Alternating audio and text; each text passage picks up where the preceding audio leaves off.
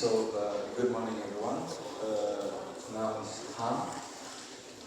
Maybe today is a little bit difficult to wake up, right? It's cool. It starts to be cool here now in this season in Hanoi. And it rained a little bit, so maybe I propose that we wait for another 5 minutes before we start to see whether other people can come, because here now we have less than 100 people, I guess. In this class we're supposed to have 300, so okay.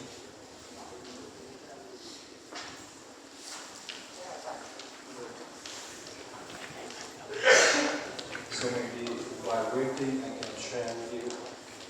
Okay.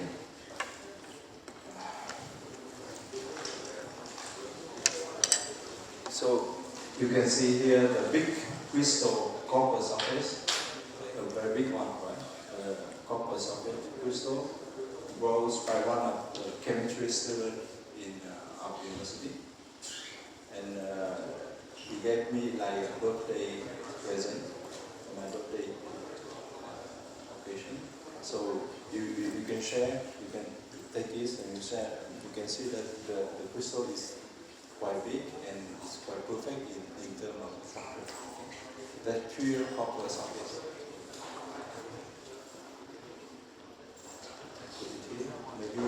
Maybe if I put it here, if someone want to have a look, you can have. Okay.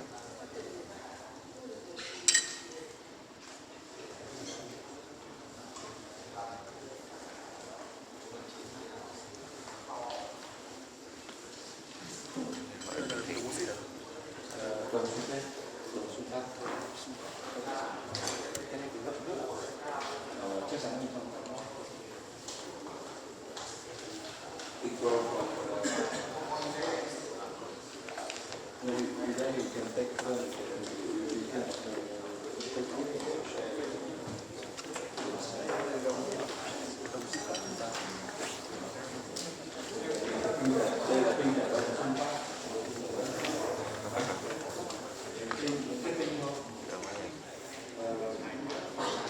cách các bạn nên làm là cái việc cần sinh hoạt có mà có được cái tinh thần đầu tiên. Cho nên tinh thần đầu tiên thì bạn sẽ chọn cái tinh thần to nhất, lấy cái tinh thần to nhất ra muốn có thể lớn hơn một chút thì bạn lấy ra thường xuyên lấy ra đến một nó cứ để trong cái tinh đấy nó được vô cái đây 3-4 năm. Thầy để trong nắp để trong phòng để quản quản để thế đâu muốn chào một tí chào thử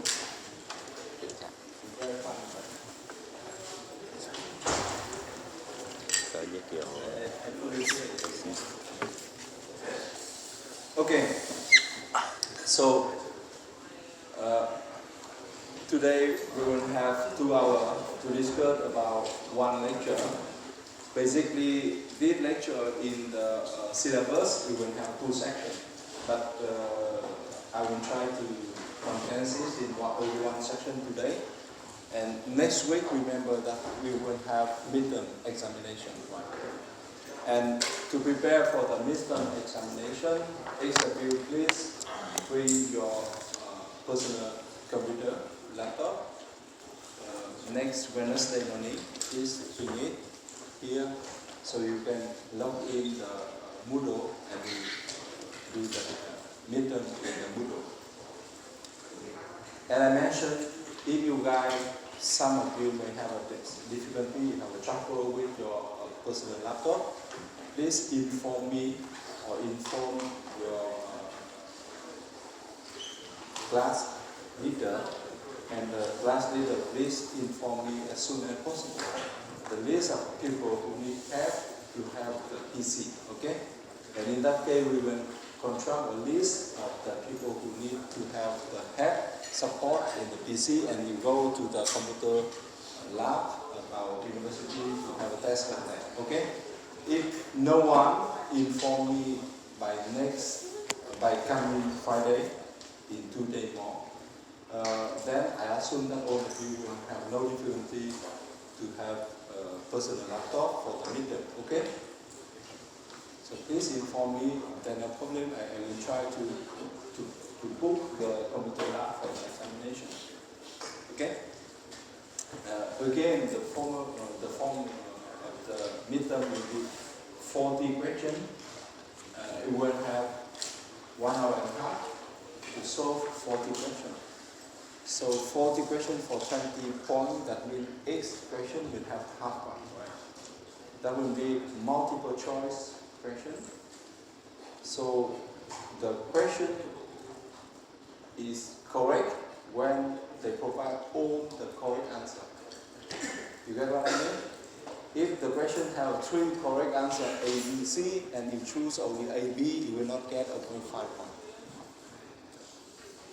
Okay, so today we will talk about the periodic property of element. That means when people have more than 100 elements, they figure out that some physical and chemical property will repeat after you go for certain number of elements. That means there are some group of elements who show comparable chemical and physical property.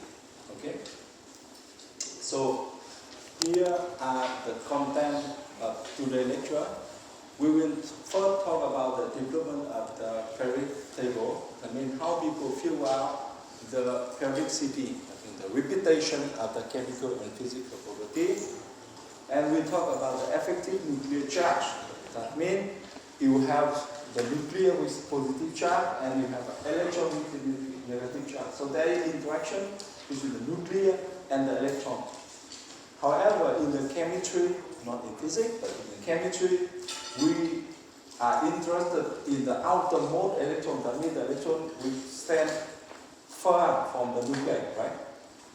Why? Because the electron in the outermost layer, that means the outer layer of the atom, will be at a higher energy level, so it's more active. So in the chemical reaction, only the valent electron, that means the electron in the outermost layer, will involve in the chemical reaction.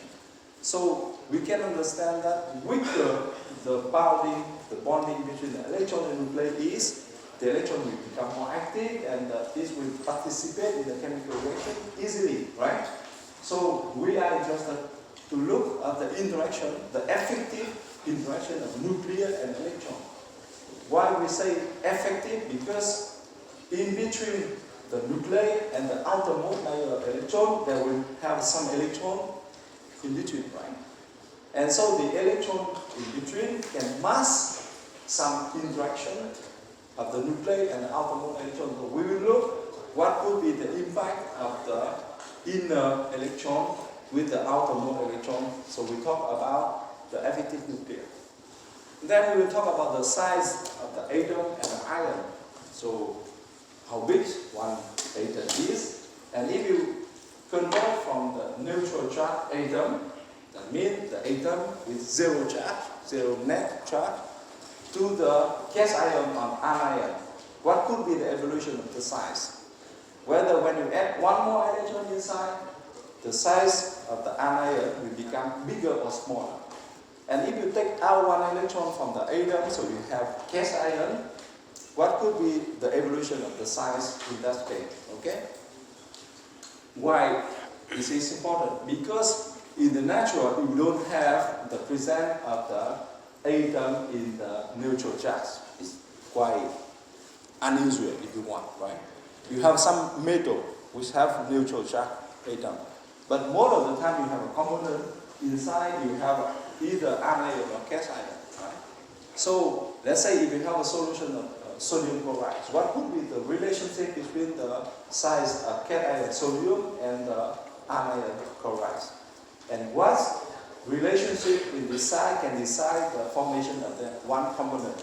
Let's say if you have a big guy and a very small guy where the compound will be stable, or it's better to have two comparable cation and anion to make the compound stable.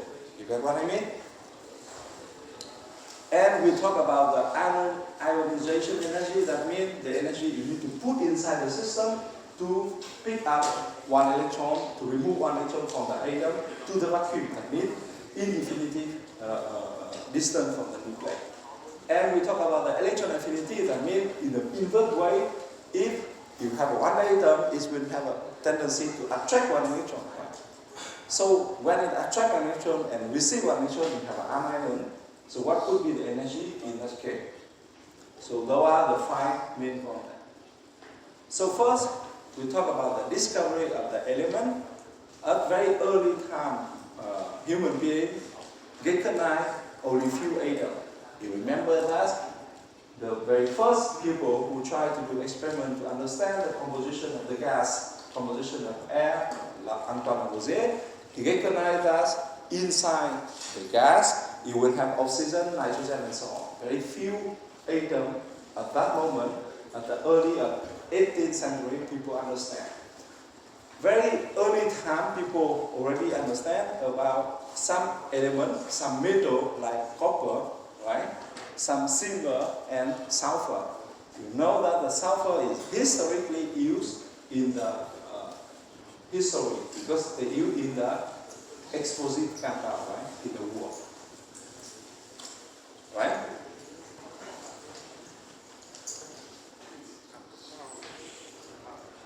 So do you know about the application of this sulfur atom during the war? In the time of, for example, Zheng Dynasty or Yuan Dynasty, when they use the war equipment, they use sulfur as the explosive compound. Because the compound, when it burns, it will generate SO2, SO3, so it's exothermic reaction, so it becomes explosive. Right? And this compound, they get from the nature. There are some mineral who have, where you can find sulfur, and some natural product you can have this sulfur as well. Copper and sulfur and silver, they know very well, right? Because silver is used for like, okay? And copper is also very useful for preparing all the equipment for the agriculture and also for the war.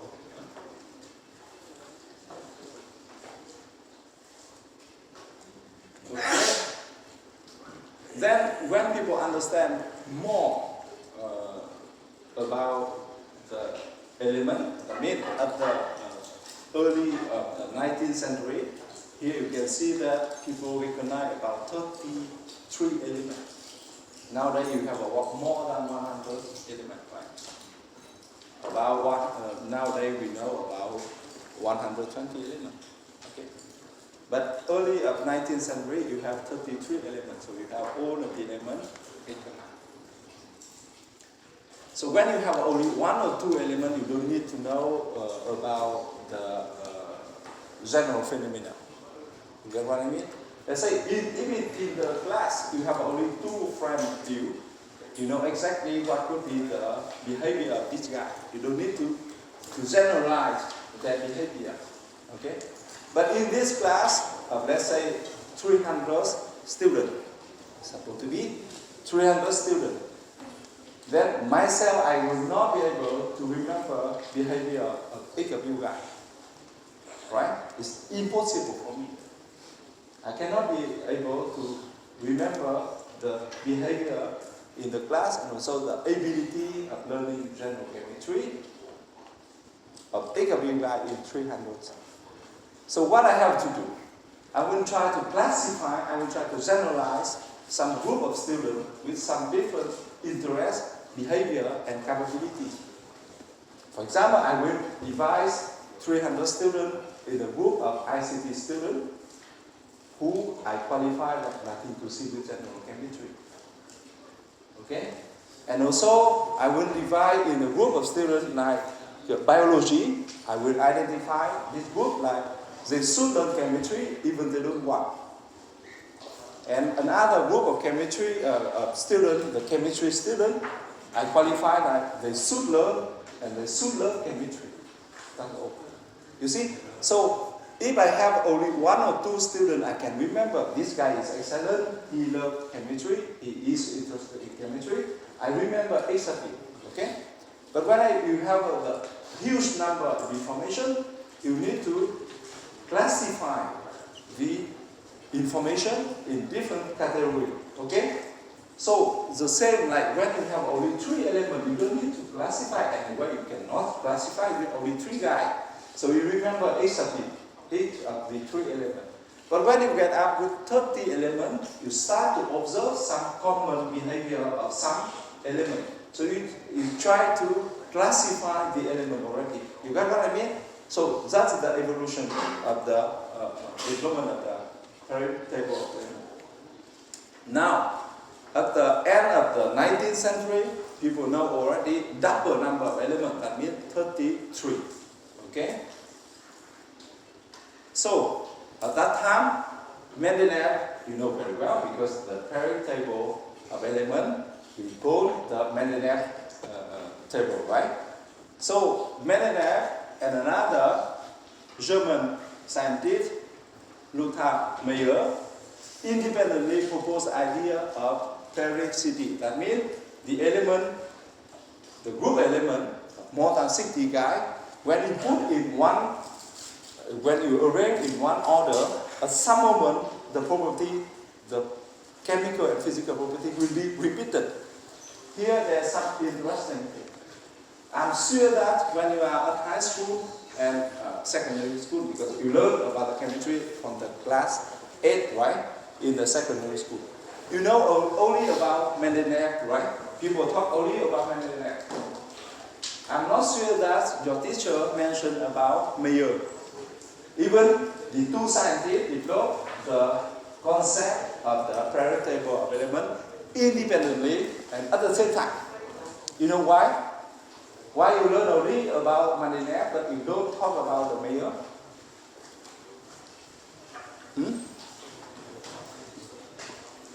Any idea? Huh? Yes. That's not politics, that's a question of ideology. Okay? Because in the past, some moment we say that everything comes from Soviet Union are excellent and everything from the western side of the war is not good. So we don't mention about a guy in Germany. But actually, as a scientist, we should be fair and we should recognize, and that's why I decided to be fair to mention with you guys that this development not only developed by Mendeleev, but also at the same time independently, that means they did not communicate at the moment of development.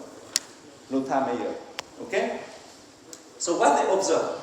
Similar chemical and physical properties happen periodically when the elements are arranged in order of increasing atomic weight. That means you take 60 elements, you first put the lighted one and then you increase the atomic weight.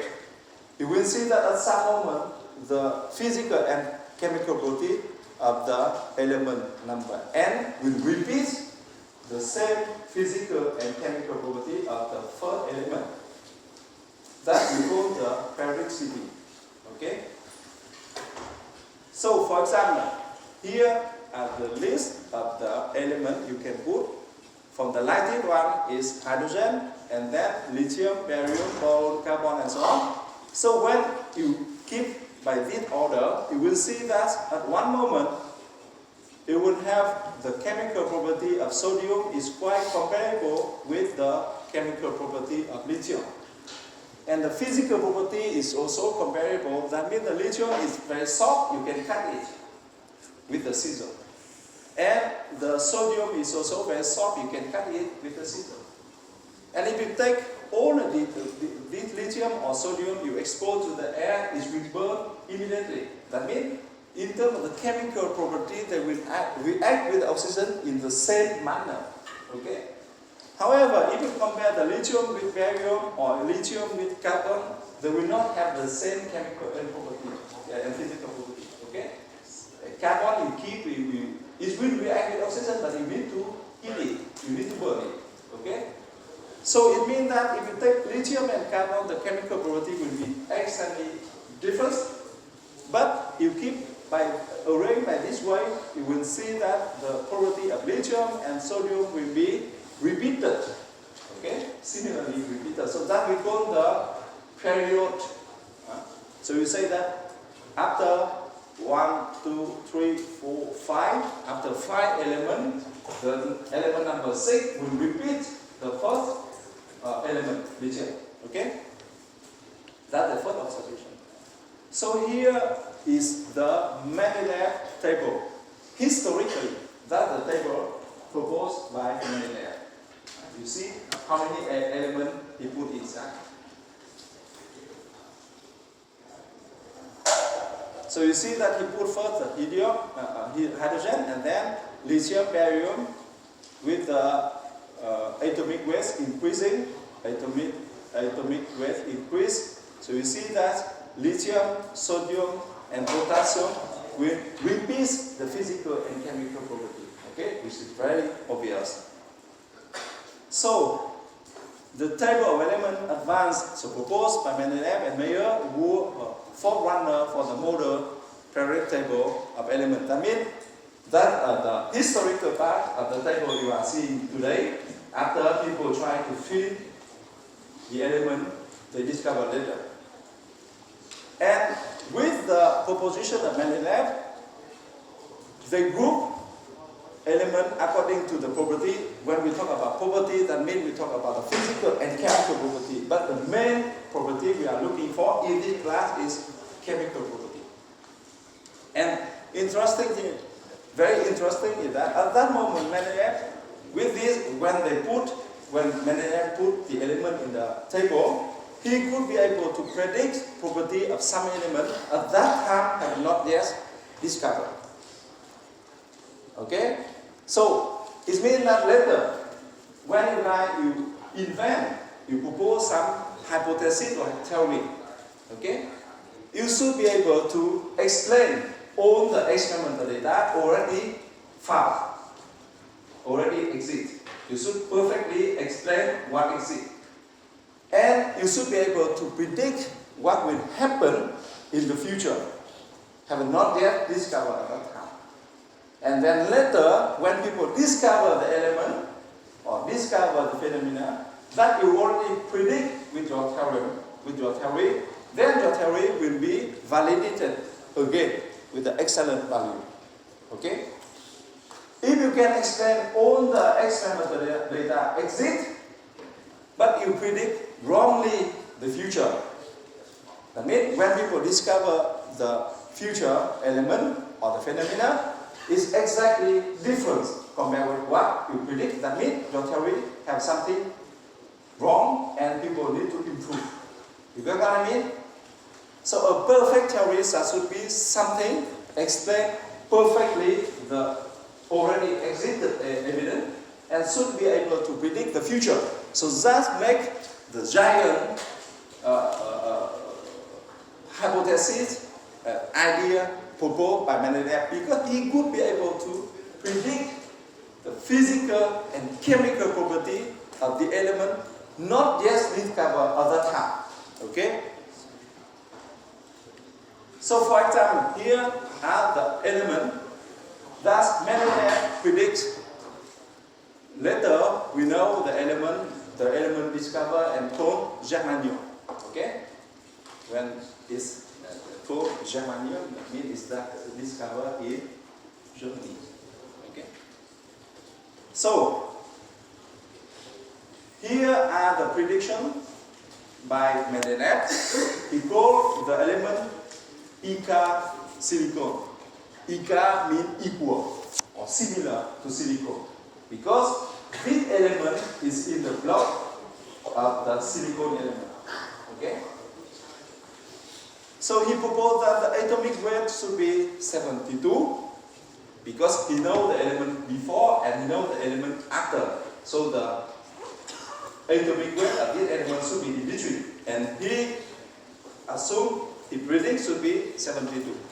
And later, when germanium is discovered, the atomic weight is 72.59. So very similar, quite similar to the prediction. The density is 5.5 and the experimental measurement is 5.35. Very close, right?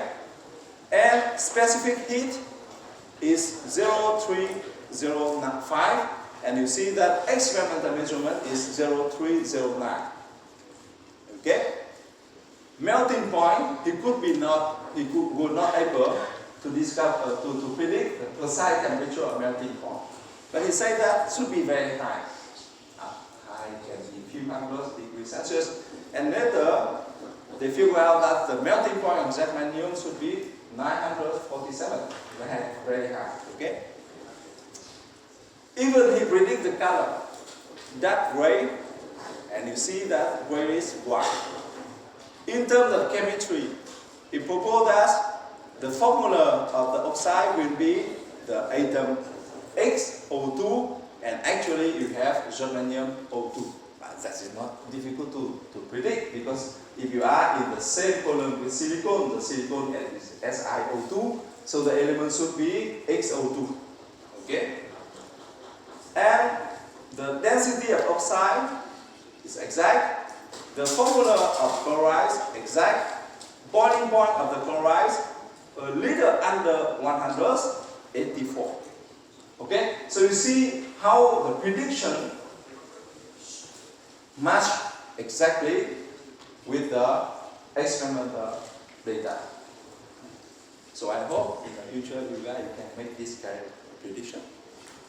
Okay, so now you have the table by the date of discovery. Okay, so you see here all the time of discovery of element. It's not very important. And then the most recent version, date by 2016, you add 4 new elements. This one, 17 and 18. So I have one present from the laboratory, you see. This is the Moscovium, okay? That is a present from one scientist who worked in the laboratory who discovered this element, 115. So when they visit USS, they give me this present to say that, okay, we work in the laboratory who discovered the element, okay? Very nice. So I say that in next 10 years, you may have the same thing, but USH. I hope so. Okay. So, still you have some issue. Even the Mendeleev table can help to predict some element not as discovered, and when they discover, they find out that the hypothesis, the prediction, etc. However, you still have some issue. First issue is that this table is based on the atomic weight. Okay, it's not atomic weight is experimental data. Okay, it's not something intrinsic property of element. You get what I mean? It's not something theoretical present of the element. And the property of some element do not follow the proposed table. For example, if you put the table perfectly in the increasing of the atomic weight, then this position should be occupied by potassium. And this position should be occupied by argon. That means you need to switch the position of argon and potassium. Right? Here you put in the increasing of the atomic weight from here to here, the weight increasing, here the atomic weight increasing. However, you have the atomic weight of the argon is higher than potassium. So if you put in the good order, correct order, you should put potassium here and argon here. You switch the position of two elements. You get what I mean? However, if you switch the two elements, you follow the order of increasing atomic weight. But the chemical property, which is the most important thing, right? this argon is not similar to sodium. So if we put sodium, if we put argon here, it will have that lithium, sodium have repeated the chemical property. However, when you go to the argon here, the chemical property is drastically changed, right? So if you, so here you have some confusion. You need to choose only one.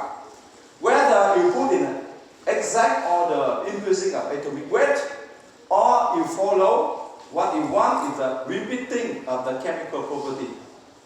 If you want the repeat table of the chemical property, so you should put potassium here and argon here. If you want strictly follow the increasing of the atomic weight, you need to switch. You need to put potassium here and argon here. So here the first issue of Mendeleev periodic table arrangement. Okay, is it clear? So later you will see that nowadays the model table of periodic table of element, we follow the chemical and physical property, but not the atomic weight.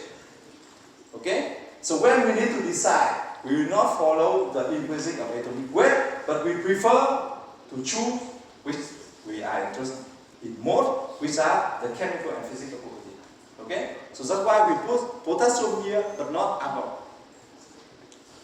So, to solve this problem after Mendeleev, Henry Moseley, he developed the concept of atomic number, not atomic weight, but atomic number.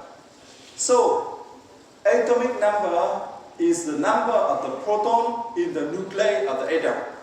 And you know that in the previous lecture, the number of proton in the nuclei is equal to the number of electron in the outer layer, right? In the layer, okay? So that means the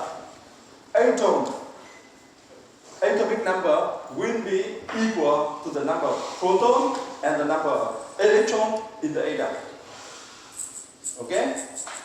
But why he did not define the atomic number by the number of electrons, but he preferred to define the number of the proton. Even we know that in the neutral atom, the number of electron and proton will be the same. But why Moseley based on the number of proton but not number of electron? Because, yes, thank you. Because the number of proton inside the nuclei will be never change in any chemical reaction. Right? Is it correct?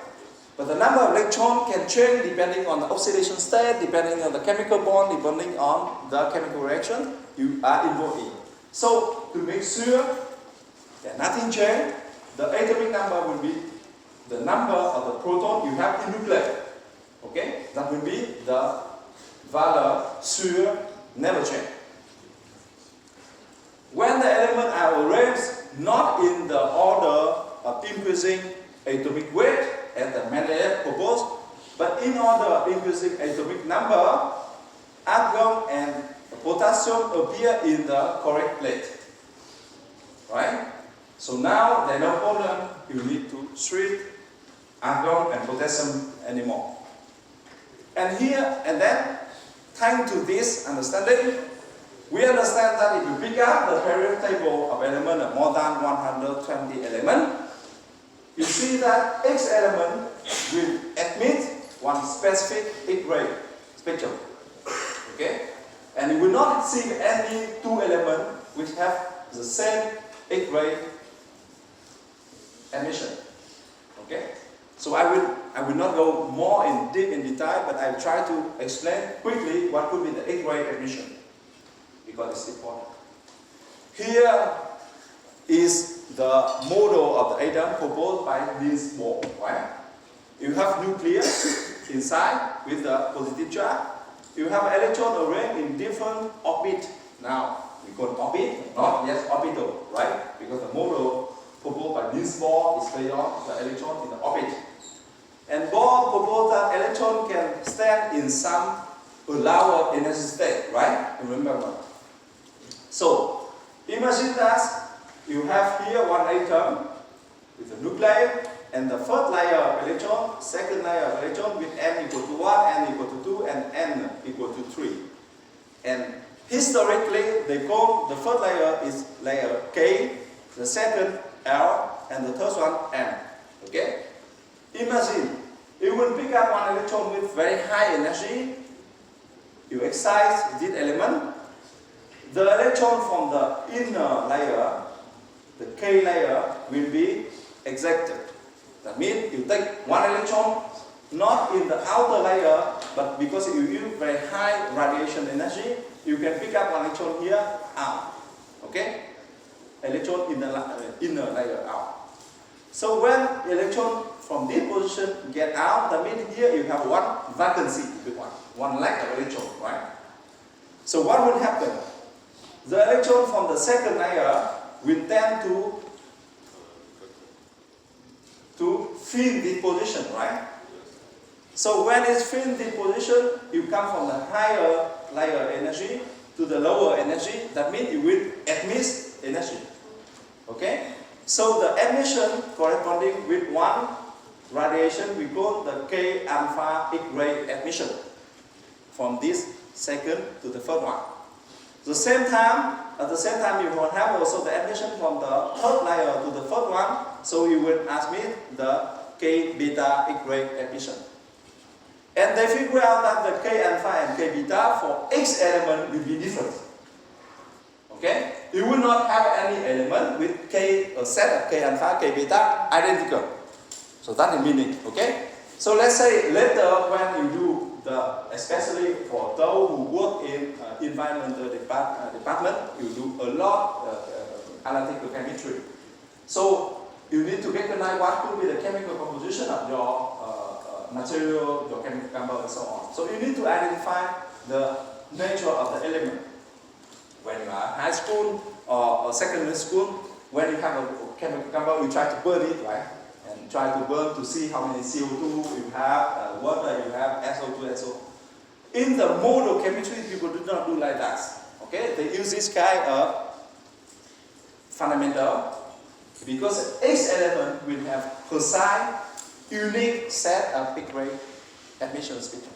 Okay? I will not go more in detail, but this is very important for you guys to go further in the future. Okay, now we move to the second concept, effective nuclear charge. What we understand, many of the property of the atom, that means chemical and physical property, depend on the electronic configuration and on how strongly their outer electrons are attracted to the nucleus. And I mentioned, when we talk about the chemical reaction, we do not care about the core electron, that means the electron in the inner layer, but we care about the electron, what we call the valence electron, that means the electron in the outermost layer. Because those electrons will involve in the electron transfer in the chemical reaction. Here, I want to stop in 2 minutes. You learned already at high school about different class of the chemical reaction, right? How many class of chemical reaction you know? In other words, how can you classify chemical reaction? Do you understand my question? Có bao nhiêu loại phản ứng hóa học? Huh? 3? They are?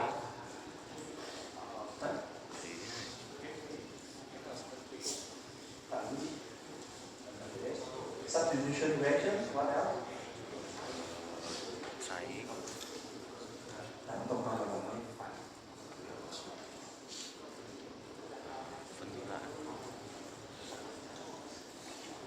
Combination. Then what else?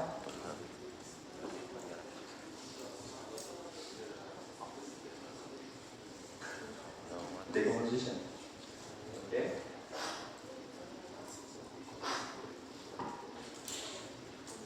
It's a substitution. Okay.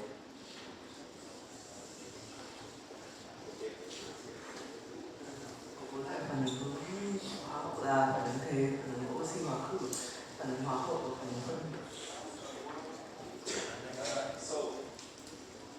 You mentioned that oxidation reaction, right? Oxy hóa khử. Substitution là như thế. Combination, you say hóa hợp. I don't know, it's very Chinese to me. Okay? Hóa hợp, từ từ rất là khái niệm. Nó phải là phân hủy, right? Decomposition. Hóa hợp means you have two elements, you combine in one compound. A plus B equals to AB, that means combination. And decomposition, that means you have AB, it becomes A plus B, right? And you have redox reaction, you have substitution, right? So she said that you have 4 class chemical reaction. What are the comments you have? Huh?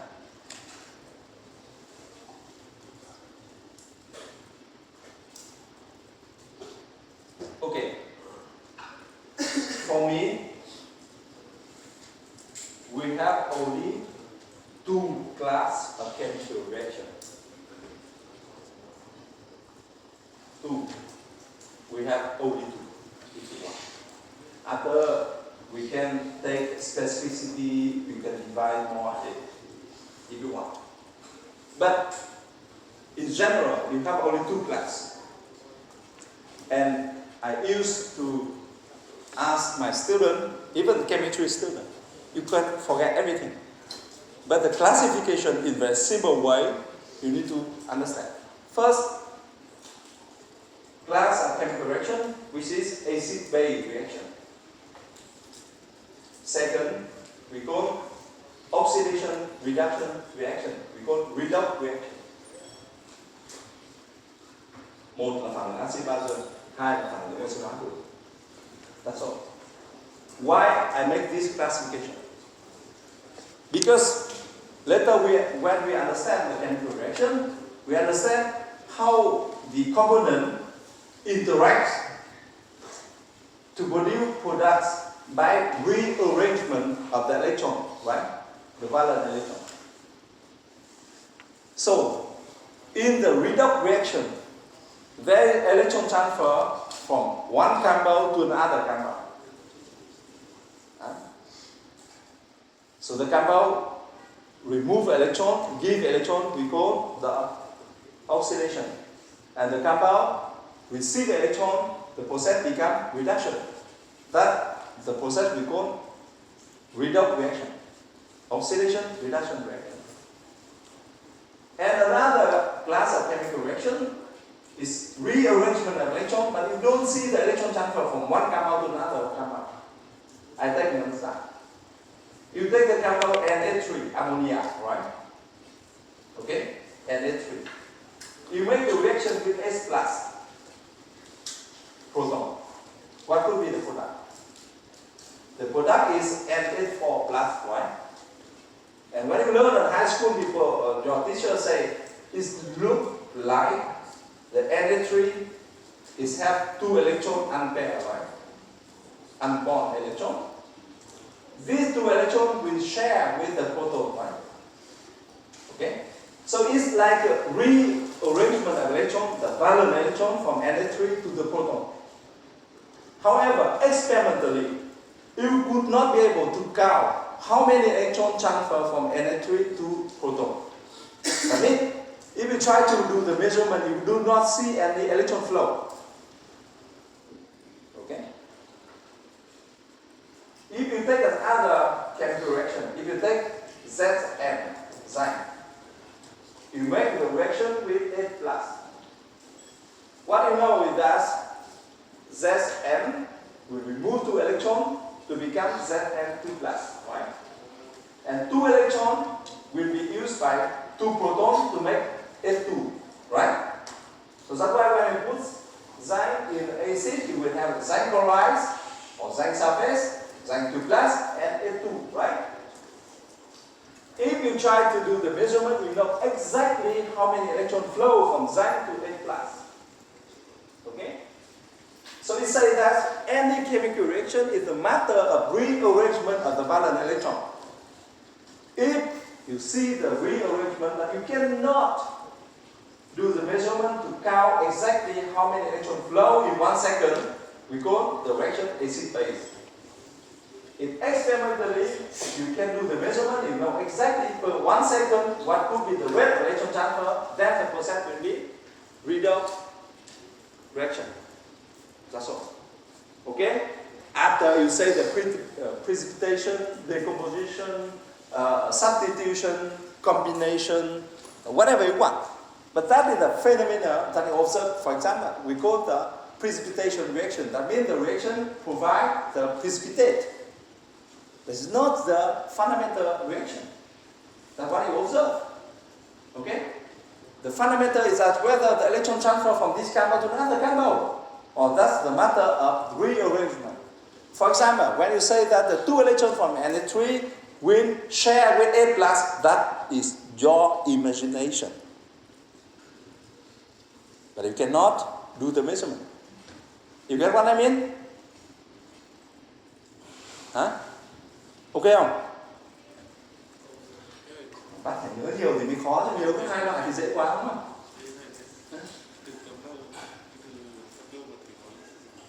Từ gì? Tức là một chất sang một chất khác. Okay? Okay. So, you have the force of attraction between the electron and the nuclei, and this force depends on the magnitude of the net nuclear charge acting on the electron. So the outer electron, we are considering about the outermost layer of electron. The average distance between the nuclei and electron. Why I say like that? I think the next slide here, right? So imagine that you have the nuclei with positive charge. And you have here, this electron is the outermost layer. That means the valence electron that will involve in the chemical reaction.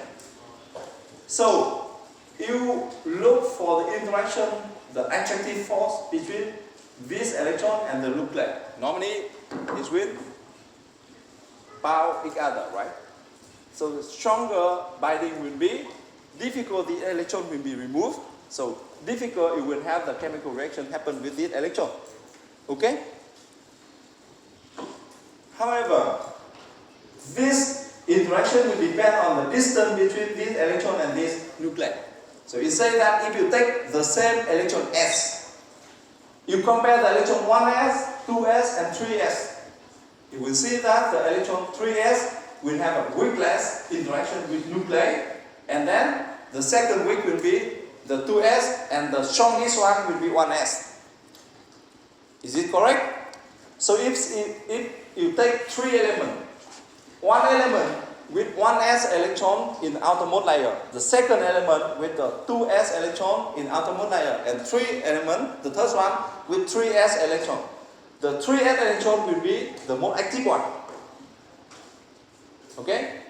And then the second will be the 2s electron, and the less active one will be the atom with 1s electron in outermost layer. Because 1s get the sorting distance with the nuclei, so it ties strongly with the nuclei. Is it clear? And when you have 1s in between this electron 1s and the nuclei, there is nothing else. So the interaction between nuclei and this electron will be effective. Nothing mass in between. However, if this electron is 2s, that means you have one electron, 1s in between the nuclei and 2s, right? First, the distance between 2s and nuclei will be longer than 1s and nuclei. The interaction will be weaker, the first thing. The second, you will have the electron here is mass the interaction between the nuclei and the electron. How I can explain? If we are in examination, right? I stand here, okay? This guy tried to do some wrong thing. He tried to copy somewhere. Because in between there's nothing mass, so I see exactly what he do. Okay? So he can own the observation from myself who are nuclei, and this electron 1s will be direct. Okay? So all the action of this guy I can record, there no problem. If he try to copy something, I can stop immediately. Okay? However, Here you have 2s, 2p, and this guy will be 3s, and the layer later will be 3p. So if I stand here, the guy over there with this u, this guy, okay? So you see that this guy will mask already my observation. This guy already the second layer who masks the observation from myself to this guy, okay?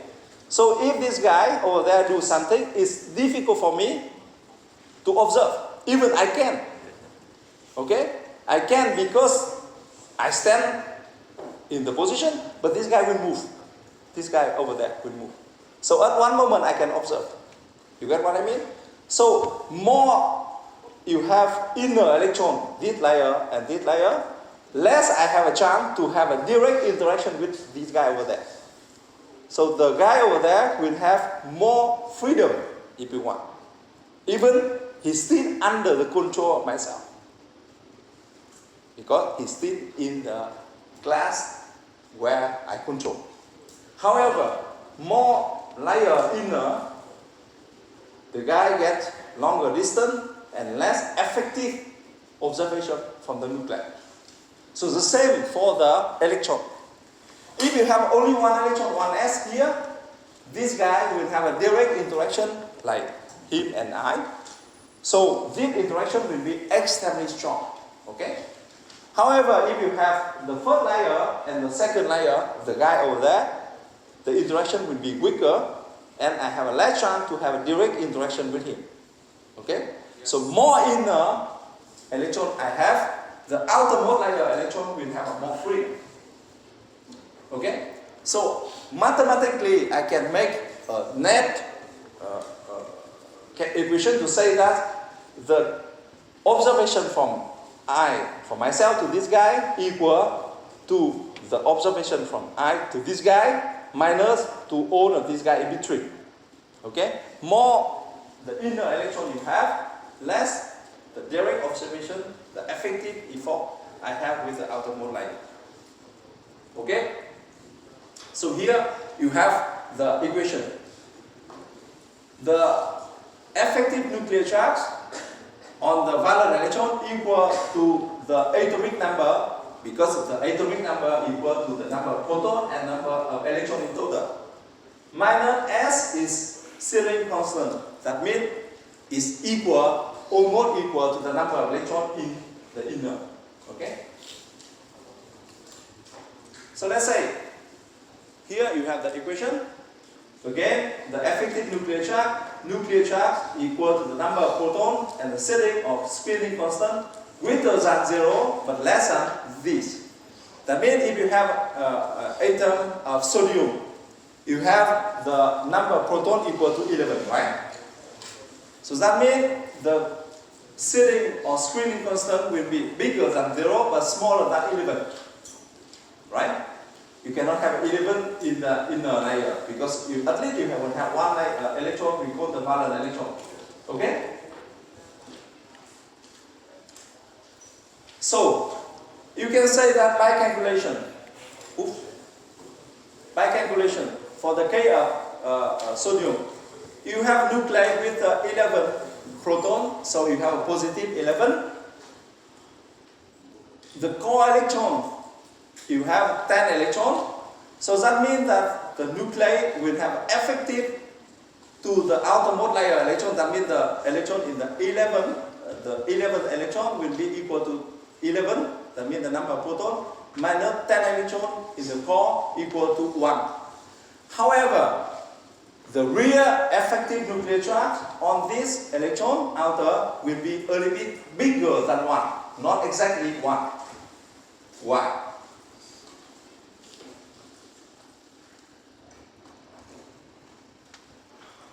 So the calculation is following. Again, okay? I calculate the outer layer, this guy. I have 11 charge. Okay? So this guy, the first electron, will accept 11 charge from myself to this guy because he has direct interaction with me. Okay? This guy over there will have a total, if we take the mathematical equation, I take 11 minus 10 guy in between him and I. Okay? Right? So normally the value of net effective charge will equal to 11 minus 10 equal to 1, right? But I mentioned that actually this guy will be affected by the net nuclear charge a little bit bigger than 1, not exactly 1. So my question is what?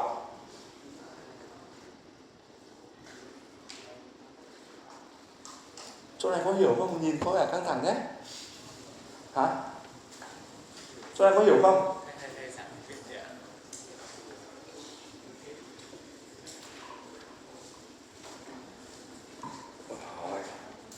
Ok. Thôi thầy bị trừ lương cũng được, miễn là hiểu, đúng không? Lấy cái nguyên tử natri. Natri có 11 photon ở trong hạt nhân, đúng không? Tức là nó có 11 cái điện tích dương ở trong hạt nhân. Bây giờ người ta tính toán xem là vậy thì cái electron lớp ngoài cùng ấy nó chịu một cái ảnh hưởng tương đương bao nhiêu cái điện tích dương, đúng không? Nếu như mà tính cho cái ông electron ở trong cùng electron 1s ấy, thì cái ông electron 1s nó chịu cái ảnh hưởng tương đương với 11 cái electron, 11 cái photon, 11 cái điện tích dương, đúng không? Tại vì giữa ông trong cùng với ông hạt nhân không có ông nào ở giữa cả. Cũng như tôi với cậu này mà coi cái gì tôi biết hết, đúng không? Tại vì nó direct mà. Ok, bao nhiêu cái khả năng soi mói của thầy Phong là ông này chịu hết, đúng không? Tuy nhiên á, nếu như mà so với cái cậu đeo kính đen là ngồi ngoài đằng kia kìa, đúng không? Cái cậu đeo kính đen này không phải ngó cậu này, đúng không? Thì giữa tôi và cậu đấy, thứ nhất là khoảng cách rất là xa, thứ hai còn có ông này đứng ở giữa, ông tóc vàng kia đứng ở giữa nữa, đúng không? Thế là bao nhiêu cái sự khó tính của tôi ấy, ông đấy ông mới tránh được rất là nhiều. Vậy thì câu hỏi đặt ra là ông đấy chịu bao nhiêu sự khó tính trong khi cái ông này so với cái ông này, đúng không? Ông này thì chịu 100%, tức là tôi có 11 cái sự khó tính, ông này cũng chịu hết. Còn ông kia chịu bao nhiêu cái khó tính. Thế thì cái cách tính là gì? Ở giữa cái ông electron ngoài cùng này với cả cái hạt nhân có 10 ông đứng che ở giữa, đúng không? Thế thì cái ông này ông mới chịu cái sự khó tính về mặt toán học tương đương với 11 trừ 10, tức là ông ấy chỉ chịu sự khó tính tương đương với một cái ông hạt nhân có một dương thôi, hiểu không? Tức là về tính về mặt xác suất nha, tôi biết trong cái bài thi các cậu có 11 kiểu coi cóp, đúng không? Cậu này nó coi cóp kiểu gì trong 11 kiểu tôi bắt được hết, đúng không? Tại vì cậu này cậu chịu đủ cái 11 cái sự khó tính của tôi, đúng chưa? Nhưng cái cậu ở kia kìa, có 10 ông đứng giữa rồi, ông che rồi. Cái cậu kia ấy, tôi chỉ có xác suất bắt được cậu ấy 1/11 thôi, đúng không? Tức là nó tương đương với việc là ông thầy Phong là một ông rất dễ tính đối với cậu đấy. Tức là ông ấy chỉ bắt được một loại coi thôi. Nhưng mà đối với cậu này thì ông Phong là một cái ông rất khó tính, là 11 kiểu coi ông biết được hết.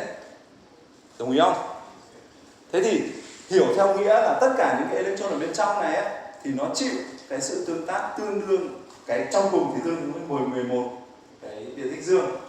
Cái lớp thứ hai thì nó tương đương với 11 trừ 2 cái electron, đúng không? Nó còn tương đương với 9. Còn cái ông ở ngoài cùng này thì nó bị che bởi 10 cái hạt nhân ở 10 electron ở bên trong. Thì ông này chịu, mặc dù ông hạt nhân vẫn là 11 dương thật, nhưng đối với tớ cậu chỉ tương đương với 1 dương thôi. Hiểu không? Ok không? Tuy nhiên trong thực tế thì nó không phải là phương trình toán học như thế, mà cậu này cậu sẽ chịu cái sự tác động không phải là 1 dương mà nó lớn hơn 1 dương một chút. Hiểu không? Thì câu hỏi của thầy là tại sao? Nếu mà đúng ra như thầy nói thì nó chỉ còn là 11 trừ 10, đúng không? Bằng 1. Tức là cậu này cậu chịu sự tác động của cái ông hạt nhân. Mặc dù ông hạt nhân là 11 điện tích dương, nhưng ông ấy chịu, ông ấy đứng ở xa và giữa ông ấy có 10 electron, thành ra là ông ấy chỉ chịu sự tác động tương đương với một ông hạt nhân có 1 điện tích dương thôi. Đồng ý không?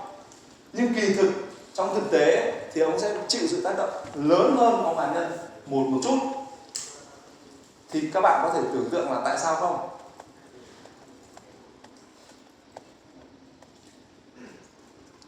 Hả? Tại sao?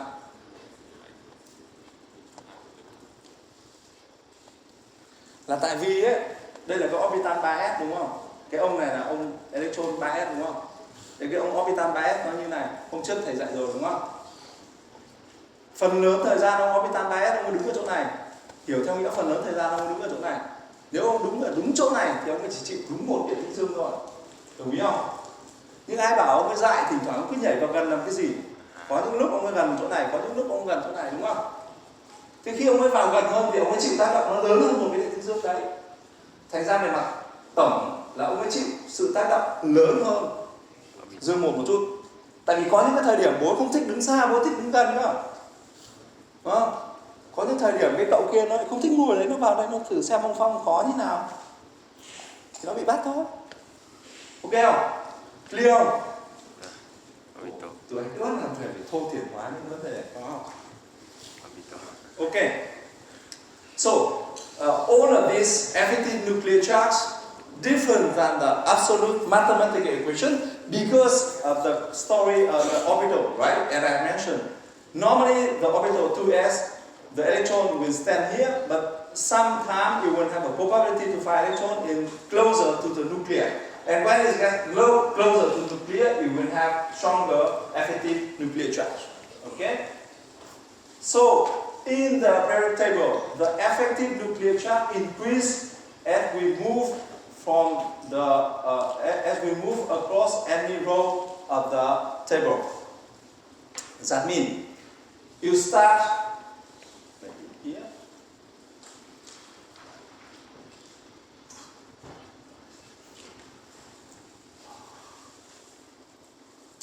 Okay. What I mean? Let's say if you start from the number 1 hero, hydrogen, to the helium. When you move from hydrogen to helium, the effective nuclear charge will increase.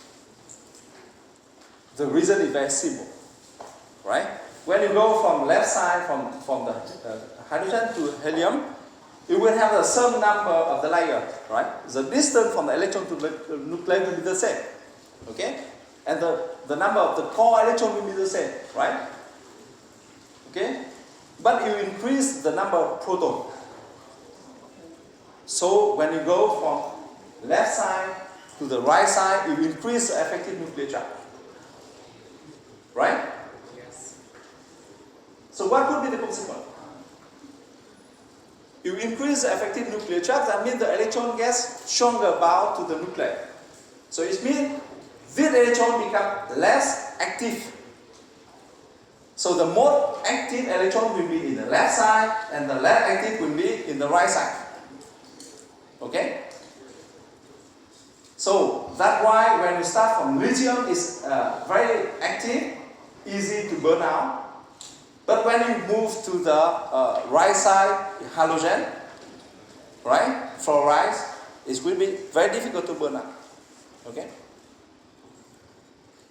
Cái này ngoài một chút, nếu các em để ý các quốc hội của các nước ấy, những người mà thích làm cách mạng thì họ ngồi bên cánh trái của quốc hội, còn những người mà đảng bảo thủ thì bao giờ họ ngồi bên cánh phải. Họ là những người không thay đổi. Cứ để ý các quốc hội mà xem, để ý các quốc hội mà xem. Ví dụ trong quốc hội Pháp, những người ngồi bên cánh trái là những người đảng cộng sản, những người đảng xã hội. Những người của đảng Cộng hòa thì họ sẽ ngồi bên cánh phải, và những người của đảng gọi là đảng bảo thủ ấy, thì họ sẽ ngồi ở cực phải luôn. Cứ để ý mà xem. So it's quite similar to the chemistry, right? On the left hand side, when the effective nuclear charge to the electron is weak, the electron becomes active, and the chemical reaction will become very rich. But for those elements on the right side, you will have less activity. So representatively, the most less active one is inert gas. Okay? Có cần nghỉ một chút không? Okay.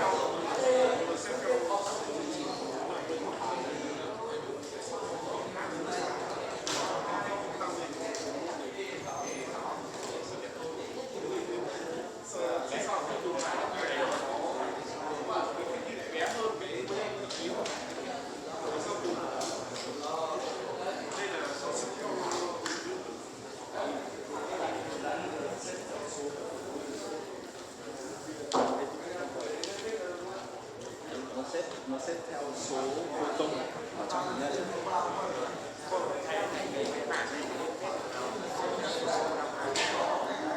Bằng mới là số photon. Cái bảng truyền thống của cái bảng đầu tiên của nó thì họ xếp trong nguyên tử. Đây cái chu kỳ là ví dụ ở đây là có một lớp, đây là có hai lớp.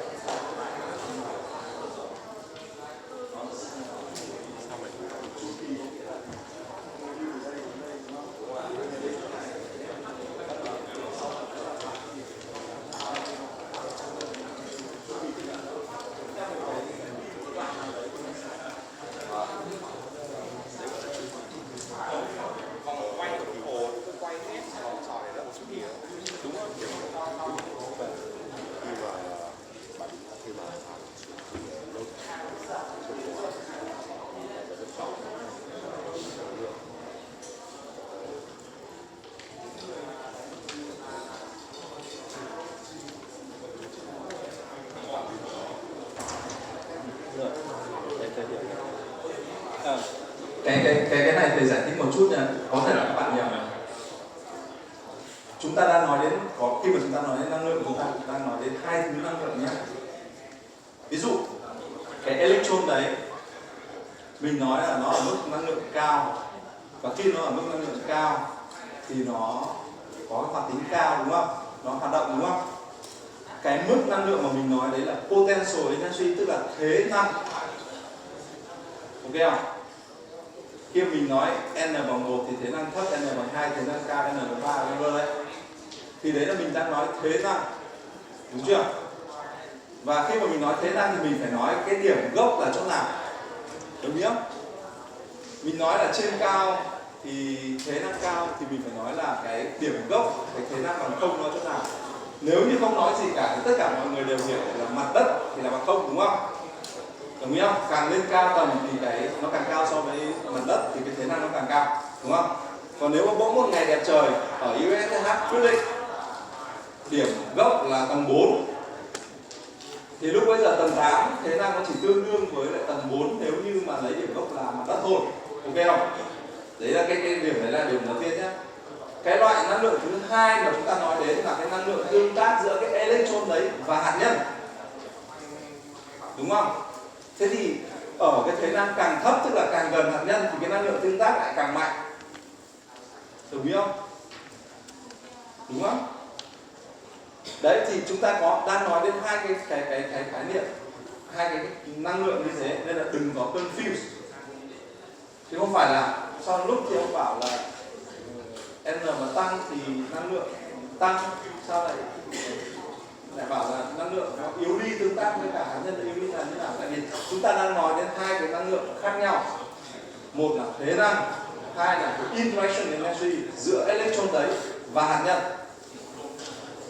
Đúng không? Cũng như là chúng ta đang nói ở tầng 8 này thế năng rất là cao, là chúng ta đang nói đến cái thế năng, đúng không? Nhưng mà khi mà chúng ta lên đến tầng 8 thì cái interaction của chúng ta với lại vỏ trái đất nó sẽ giảm đi so với chúng ta ở tầng 1. Ok không?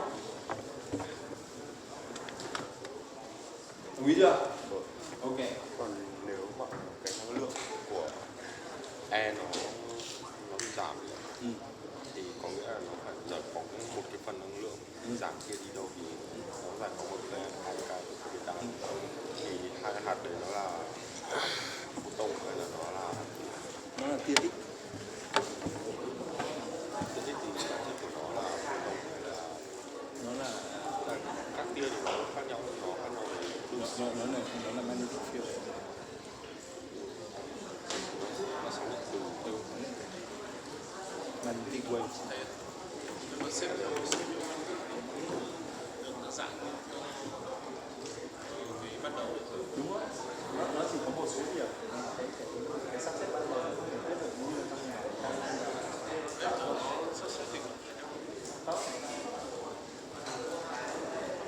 Thế thì nãy giờ thầy giải mà.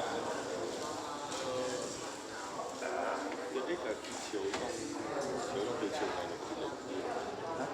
Tiết X thì chiếu trong từ trường nó bị lệch đi. Chiếu ở trong từ trường nó lệch đi không? Tức là chiều cái gì nó sóng.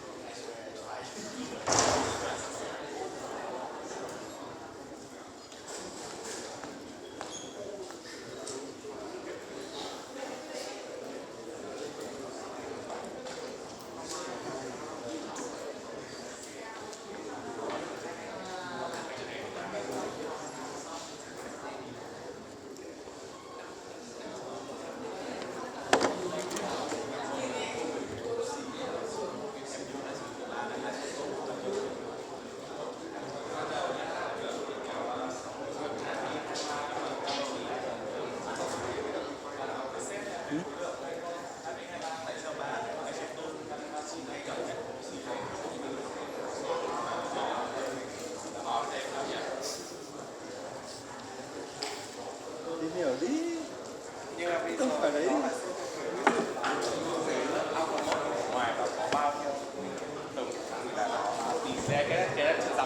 Okay, shall we continue because we try to finalize this lecture before the midterm of next week.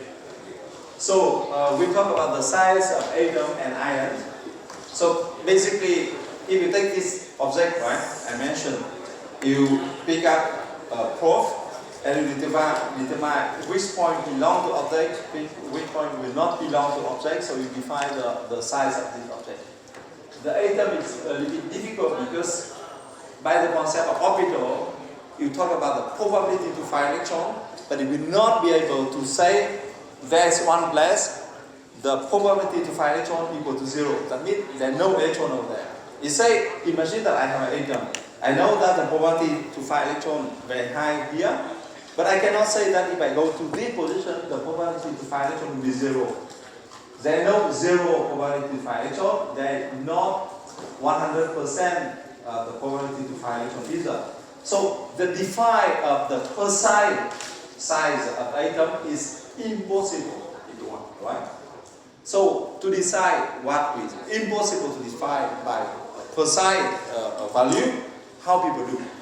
Let's say that if you take two atoms, okay, they will get closer, and at one moment, the distance between two atoms will be not get closer nor further anymore. So by this phi, you will do the measurement of the distance between the two nuclei, because nuclei is ramified, right? So if you take the distance from the two nuclei, you divide by 2, you will have the radius of the atom. You get what I mean? So it says that if you take one single atom, you would be not able to define the size. Okay? But if you want to define the size of one atom, you need to put it in the collective. That means surround, you have another atom. So it will arrange in one arrangement. Then you define the distance from one nuclei to the other nuclei, closest one, you divide by 2, that will have the value of radius. You get what I mean?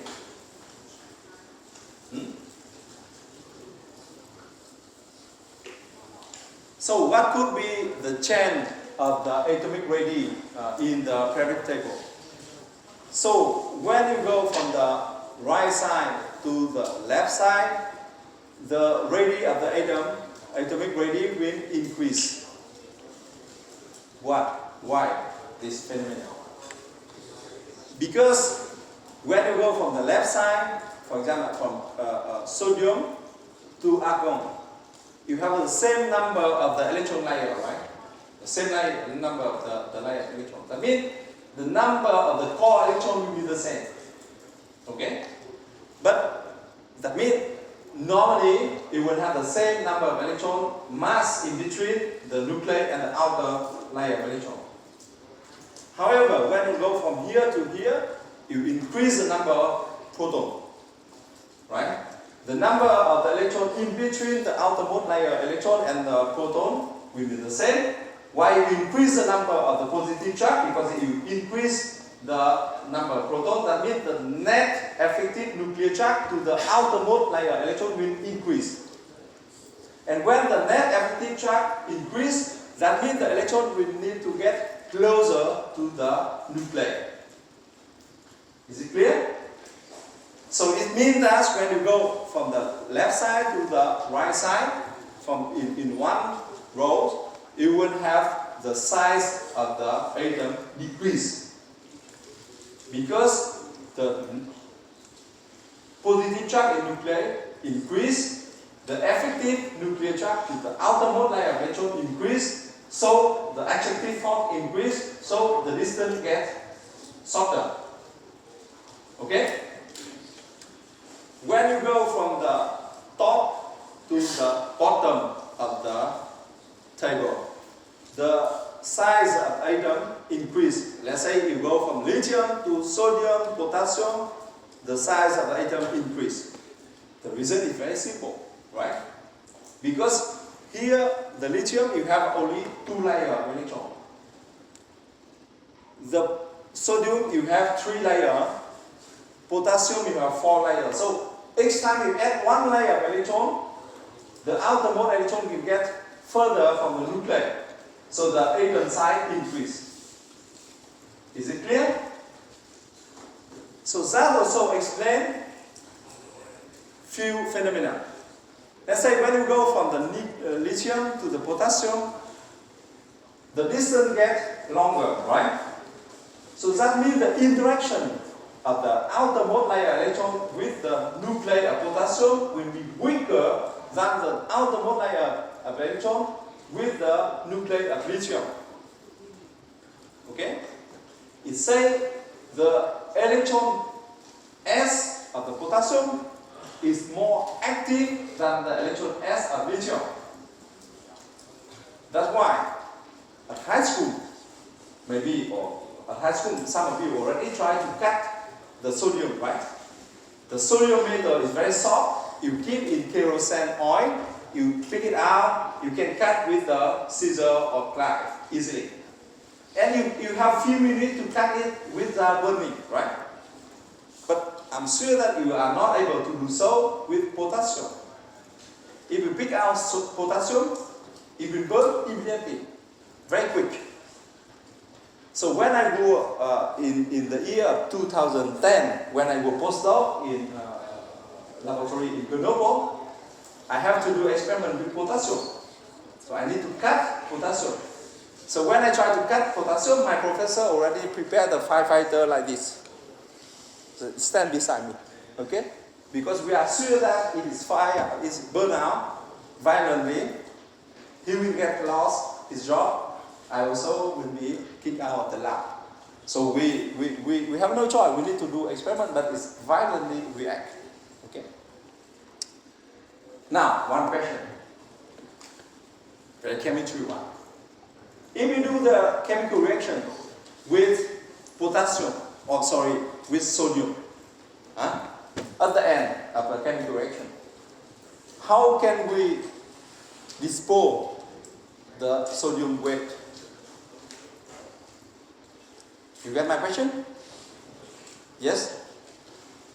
How can we dispose sodium weight? Nếu như các em phải làm phản ứng với natri, sau khi làm phản ứng xong thì các em phải làm thế nào để bỏ cái rác ấy đi? Hả? Bỏ trong gì? Bỏ trong đấy thì nó vẫn như thế đến forever. Phải hủy nó đi. Làm nào? Bỏ vào nước thì cháy nó hấp à? Hả?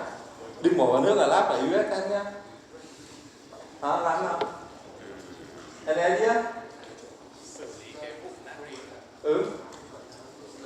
Yes. Hả? Cho trong. Yes. Cho trong cồn. So in the lab, if you have a methanol, you can put sodium weight in the methanol. They will react to make methanol and hydrogen. But the rate of reaction is very slow.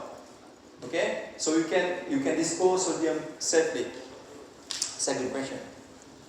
We know that sodium reacts violently with oxygen, right? Yes. So it's difficult to manipulate with pure sodium. At the same time, sodium is very excellent reducing agent. So in the chemical synthesis, you use sodium to reduce, for example, the NO2 to become Na2 from nitro Na2 to amide. Okay. So my question is that how can we use sodium safely instead of using pure sodium? Am I clear in my question? Because if you use pure sodium, it will react violently with oxygen. So the chemist request some solution, innovative solution. I still want to use sodium, but easier, much easier to use. What could be the solution? Any suggestion?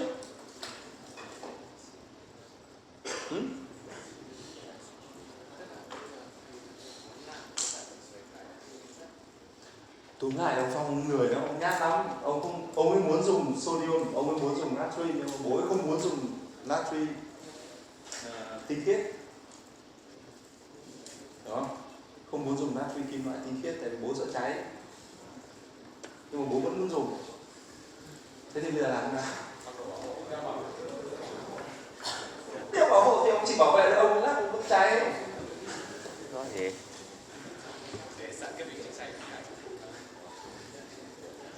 Chân không.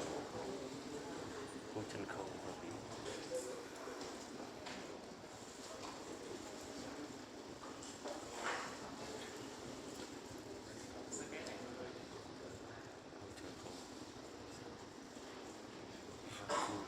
Nếu mà các em ở trong trường lớp có 5 thằng rất nghịch, nó cứ ngồi gần nhau là nói chuyện với mình, ông phá ông Phong không dậy được, vậy thì ông Phong phải làm thế nào? Đuổi em đấy ra ngoài nó không được, đuổi hiệu trưởng nó không được, phải để đúng không? Tách nó ra. Tách nó ra đúng không? Cho nó ngồi 5 chỗ khác nhau, chúng nó không nói chuyện được. Okay. So, by the same idea, the scientist dissolve sodium in mercury. Trong thủy ngân ấy, người ta hòa tan sodium, người ta hòa tan natri trong thủy ngân. So you can make the alloy of mercury with sodium about 5% of sodium. Let's say instead of having 100% of sodium which react violently with oxygen, you have a mercury sodium amalgam or alloy. It have only 5% of sodium inside. So you can manipulate easily. Okay? So this table of elements also important to explain why people do prefer to use lithium battery but not sodium or potassium battery. Right? Because the radius of lithium is smaller than sodium and smaller than potassium. So it says that if you put in the air, the potassium reacts faster with oxygen than sodium and much faster than lithium. So in terms of safety, lithium is much safer than sodium and safer than potassium, the first thing. The second thing that in the lithium operation, the lithium need to move from the one electrode anode to another electrode cathode and be back like this, right? The flow of lithium. So the smaller the atom is, the mobility will be faster, right? Is it correct? If you get two guys, one very thin and one very fat, who will better? Phong will be very slow, he's fat. Okay? Okay, how about the trend in the ionic radius? That means if you take the sodium and you remove one electron, you got the cast ion sodium. So the size of the cast iron will get smaller than the neutral atom. That's because you remove one electron, it will remove the outermost layer of electron, right? So we reduce one layer. When you reduce one layer, that means the radii gets smaller. That is easy to understand. How about the anion?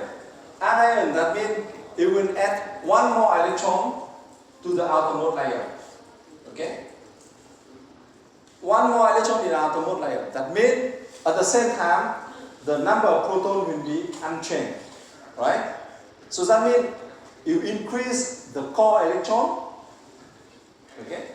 So the net effective nuclear with the outermost layer will be decreased.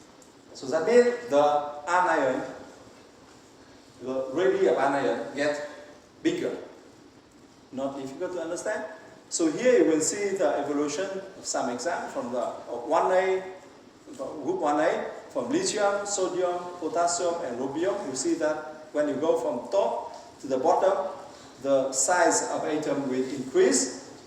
When you go from this side to this, that means it will decrease also the radii, well, from the left side to the right side that I explained to you. We talk about the concept of isoelectronic series. Isoelectronic series, that means the group of ions all containing the same number of electrons. We call the isoelectronic series. That means you can have an atom, you can have iron, you can have cast iron, you can have anion. If they have the same number of electrons, of course they should have a different number of the proton, right? But what you are interested in is the number of electrons. Then in that case, we call a series isoelectronic series. So for example, here all these cases you have 10 electrons. So there's some exercise you will partake in the tutorial class. Try to arrange these spaces in the increasing of the radii or decreasing of radii and so on. No problem. So let's say if you put this ionic series, you will see that when you go from anion to the cation, it will increase the nuclear charge, and as a consequence, it will decrease the ionic radius. Because if they have the same number of electrons, that means they will have the same number of electron layer, right? So if you have more proton in the nuclei, the distance from the nuclei to the outermost layer will get shorter. So the radii will decrease. So it's quite easy to understand. Okay. So here I explain, it's no problem. Here, okay. We talk about the ionization energy. Ionization energy of an atom or ion is the minimum energy required to remove an electron from the ground state of the isolated gaseous atom or ion. That means when you have one atom or ion, you have the electron stand in the lowest energy potential. We call the ground state, right? Now you need to pay energy inside to pick one electron from this space out. So the energy you need to put inside, we call the ionization energy. Okay? One electron, not two. Okay? So the first ionization energy, normally we call I1, I representing for ionization. I1, that's the energy needed to remove the first electron from a neutral atom. So if you take, and remember that we need to transfer this atom from the solid state to the gas, right? Because the definition is the energy you need to put in the ground state of the atom or the ion in the gas phase, not in the solid phase, okay? And we do not talk about the solidization, that means in solution phase, okay? So here you have sodium in gas phase, you need to put energy inside to make a cation ion sodium and one free electron. In this case, we can call the energy required is the first ionization. So the second ionization energy, I2, is the energy needed to remove the second electron. That means you take the sodium plus gas phase, you remove the second electron from this, then you will have 2 plus and 3 electrons, we call the I2. Here I have emphasized because sometimes it gets confusion. Let's say, if you take sodium, neutral sodium and a gas, and you remove 2 electrons at the same time, you need to pay 1 energy, right? Whether you remove 2 electrons, this energy will equal to the second ionization energy. No, right?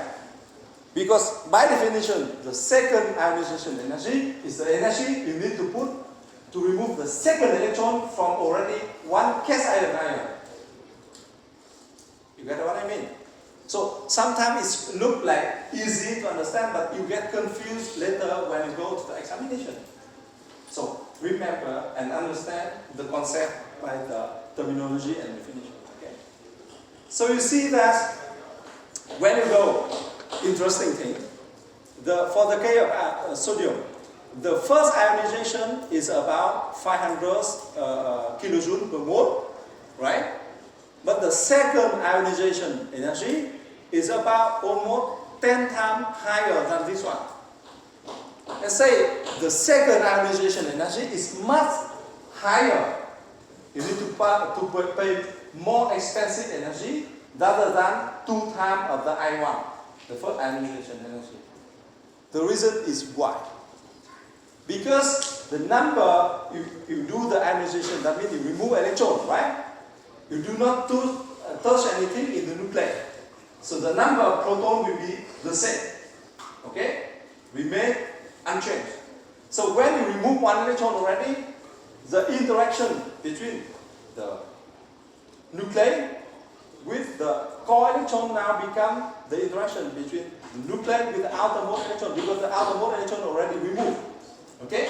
So the distance between the outermost electron now with the nuclei gets shorter. Okay? So when it says shorter, that means you have stronger interaction. You have stronger interaction, that means the electron gets lower in potential energy. So if you want to pick it up, you need to pay more energy inside.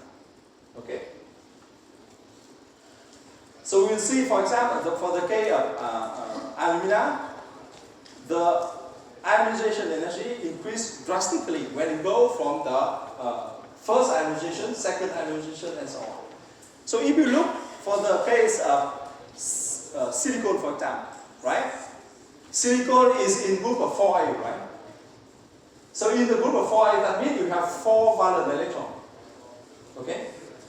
So when you remove first electron, it's okay, quite easy. You remove second electron, okay, double energy to the second one. The third one is double compared with this one. The fourth one, you increase, but not too much. But if you go to the fifth ionization energy, that means you remove already 4 valence electrons. In the fifth one, you remove the core electron. Okay? Then you will pay extremely expensive ionization energy. Right? So this experiment to tell you that the 4 valence electrons are easy to be removed, and they are active, they are main contributor when you go for any chemical reaction. But do not touch in the fifth one. Okay? Because if you touch the fifth one, you need to pay a lot of energy. Okay? So let's say if you want to have a chemical reaction with a silicon of oxidation state 5 plus, prepare a lot of energy to put inside. But if you go for 4 plus, it's okay, no problem. Is it clear? So the same thing for the alumina. If you go to 1 plus, 2 plus, and 3 plus, it's okay. But if you want to make alumina 4 plus, it's extremely expensive. Okay? So here is the trend for the first ionization energy. So when you go from this side, from the right side to the left side, you increase the size of the atom, right? When you increase the size of the atom, that means the interaction of nuclei with the outermost layer decrease. That means the ionization energy will decrease. Okay? So the same thing, if you go from the top to the bottom, you increase the radii. So the outermost layer gets further from the nuclei, it's easier to be removed, so the first ionization energy will be decreased. Okay? So if you want to remove 1 electron from potassium, it's much easier compared with the sodium and much easier compared with lithium. Okay? And also hydrogen. So now we talk about the electron affinity. Electron affinity is the energy change that happens when electron is added to a gaseous atom. So if you compare ionization energy and electron affinity, ionization energy is how easy one atom lose electron. We talk all in the gas phase, right? And electron affinity is how easy one atom gain electron. Okay? Sorry? Đang nghe nhạc à? À? Mấy đứa đang nghe nhạc à? Căng nhỉ?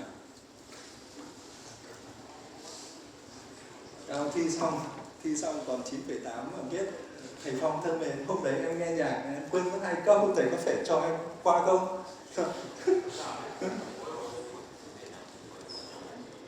Thầy kể cho nghe. Có một cậu theo quy chế đào tạo ở trường này thì một sinh viên đại học có thể ở lại trường tối đa 6 năm, đúng không? Hiểu theo nghĩa sau khi thi trượt môn Gen Chem của thầy Phong, chúng ta còn 3 cơ hội để thi lại. Có một cậu ấy thi lần thứ 3, ở cuối tờ giấy sau khi thầy chấm nó được 9,5 điểm. 9,5 trên 20 nhé. 9,5 điểm. Thì ở cuối tờ giấy nó viết một câu như sau: thưa thầy, em là sinh viên ICT, em đã ra trường còn mỗi môn Gen Chem chưa qua, và đi làm 3 năm nay thì em thấy môn Gen Chem không dùng bằng việc gì cả, thầy có thể cho em qua để lấy bằng không? Nó viết vào trong giấy luôn. Hả? Theo các em nghĩ thì sao? Tại vì lần thi đấy là lần thứ 6 của nó rồi. Năm thứ 6 tức là lần thứ 4 rồi. Thi một lần đi và 3 lần lại rồi. Nếu mà lần đấy không qua là bạn ấy sẽ ra khỏi danh sách của trường, tức là xóa tên khỏi danh sách của trường, không bao giờ lấy được bằng nữa. Các em hiểu cái từ xóa tên rồi đúng không? Tức là không còn trong danh sách sinh viên của trường, không còn có khả năng nhận được bằng nữa. Thế bây giờ phải làm gì? Khó nhỉ? Lại phỏng vấn. Hả? Theo các bạn thì thầy phải làm thế nào? Không đúng không? Hả? Không hay có? Những thanh niên nào là sinh viên ICT cho thầy giơ tay cho thầy cái này. Ok. Thế trong trường hợp đấy thì thầy phải làm thế nào? Các sinh viên ICT? Câu này khó. Hả? Phỏng vấn, gọi đi phỏng vấn. Hả? Thế là thầy phải mất nửa tiếng để thầy tìm mãi trong cái bài của nó chỗ nào để được 0,5 điểm. May quá tìm được ra. Đây là quả một. Và cuộc đời nó rất là buồn cười. Và sau này cái cậu đấy với thầy này nó có một cái mối quan hệ nó rất là không phải chặt chẽ, nhưng mà cái mối quan hệ nó bắt chúng ta phải gặp nhau thường xuyên.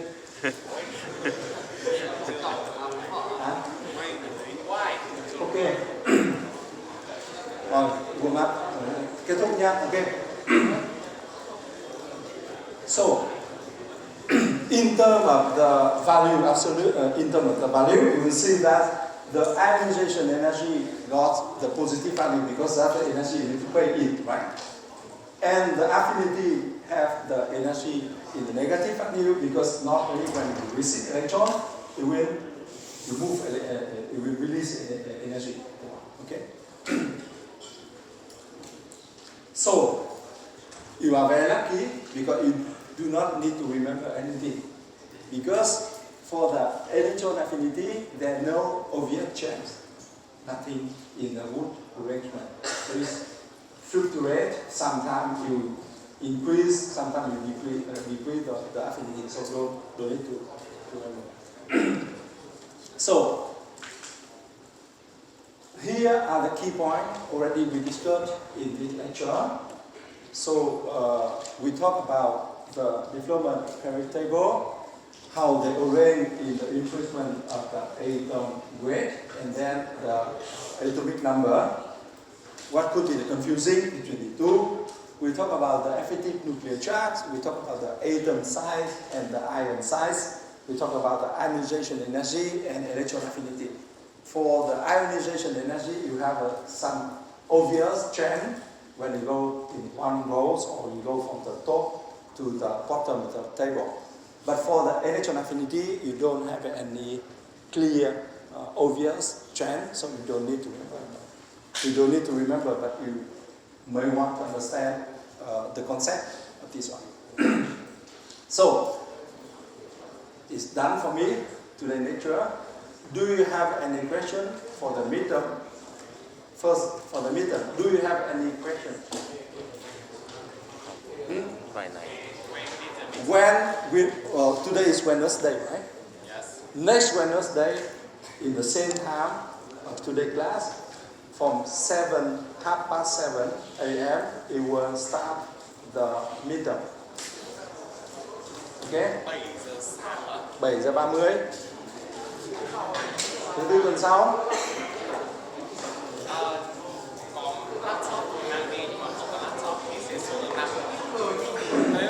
Đây nói từ đầu. Ok, thôi nha. Thầy nhắc đầu buổi. Rất là Thầy nhắc đầu buổi và thầy nhắc lần cuối này. Đến chiều thứ 6, đến 5 giờ thầy chiều thứ 6, các bạn lớp trưởng giúp thầy gửi cho thầy cái danh sách tất cả những bạn mà có vấn đề về máy tính cá nhân, không thể sử dụng máy tính cá nhân trong midterm, cho thầy cái danh sách để thầy làm việc với phòng máy tính. Các bạn sẽ xuống phòng máy tính để làm midterm. Còn nếu như thầy không nhận được danh sách đấy thì thầy sẽ assume là tất cả các bạn đều có máy tính cá nhân để làm midterm ở lớp này. Ok? Được không?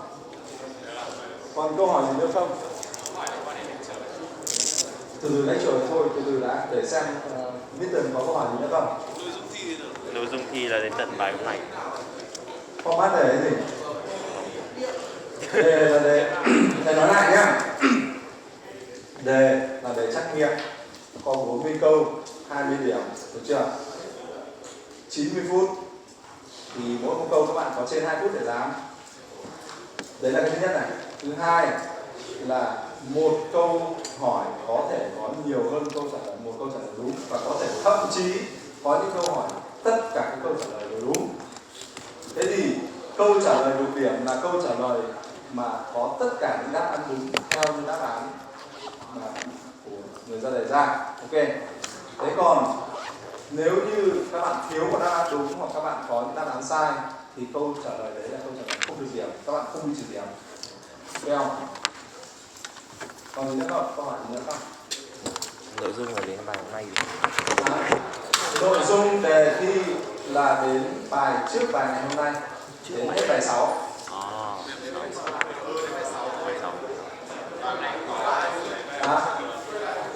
Không quay lại, bước chân đi cấm kỳ quay lại.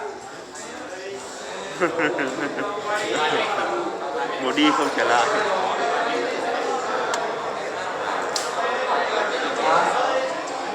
Các bạn, thầy nói này, các bạn không cần mang bảng hệ thống tuần hoàn, được chưa? Máy tính cá nhân thì máy calculator thì nên có một cái để có mấy câu hỏi về calculator. Lâu làm vậy thế. Nhưng mà câu hỏi calculator chủ yếu là về cái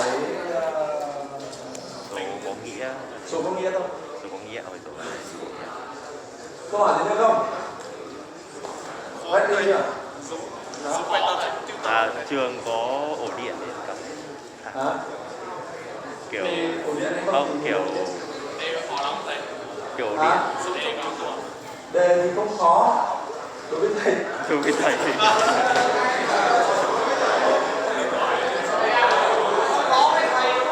Ok, còn câu hỏi gì nữa không? Thôi hết giờ rồi, mình ra ngoài hỏi. Ok nhá. Ok, good luck.